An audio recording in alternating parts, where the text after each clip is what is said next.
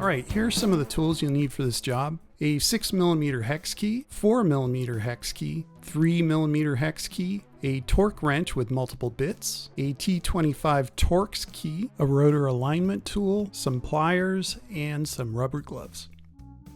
Ideally I'd be wearing gloves, but here I am removing the rear wheel that I'm going to replace the rotor on. I'm using the 6mm hex wrench to take out the through axle.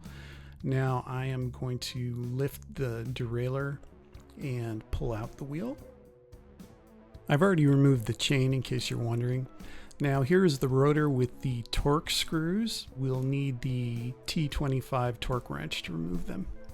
Now I want to warn you about an issue that I ran into taking out the old rotor. As you can see here, all the Torx screws came out easily except for one of them, and I could not get it out. I tried all kinds of things, including using JB Weld. The only thing that I found worked was using a Dremel tool to cut a slot into the screw and then pounding on it with a flathead screwdriver to get it out. Hopefully you won't have that issue, but if you do, that may work for you. We're going to install the new pads. Here is a close-up of the old ones. You have to remove the cotter pins, probably with a set of pliers. I've already removed the pads. I should have worn gloves here, but just be careful not to touch the pads. I've installed them, and I use a set of pliers to install the cotter pin here. And I make sure that I bend the cotter pins so that the pads don't come out. Moving on to installing the new rotor. Here is the new rotor.